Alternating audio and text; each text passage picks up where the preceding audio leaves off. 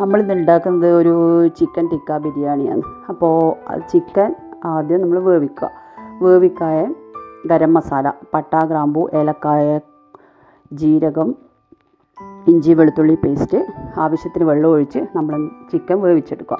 Half ബോയിലാക്കിയിട്ട് എടുക്കുക. അതിനുശേഷം ആ ചിക്കനിലേക്കുള്ള മസാല നമ്മൾ ഉണ്ടാക്കുക.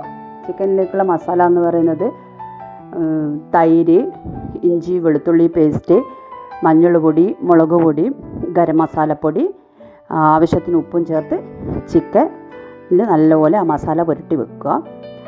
എന്നിട്ട് ഒരു പാത്രം എടുത്ത് അതിലേക്ക് കുറച്ച് ആവശ്യത്തിന് വെളിച്ചെണ്ണ ഒഴിച്ചിട്ട് ചിക്കനൊന്ന് നല്ല പോലെ മുരിയാതെ ഒരു ഹാഫ് മുരിഞ്ഞിട്ട് ചിക്കൻ എടുക്കുക.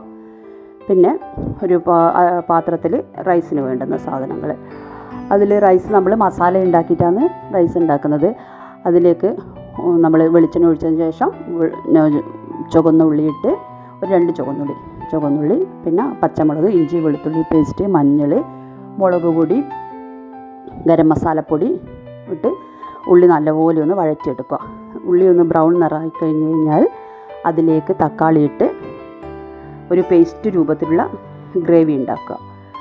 എന്നിട്ട് കുറച്ച് വെള്ളം ഒഴിച്ച് അത് അടച്ചു വെച്ചതിന് ശേഷം നമ്മൾ റൈസ് ഇട്ട് ഒരു ഹാഫ് ബോയിൽ ചെയ്തിട്ട് റൈസ് എടുക്കുക.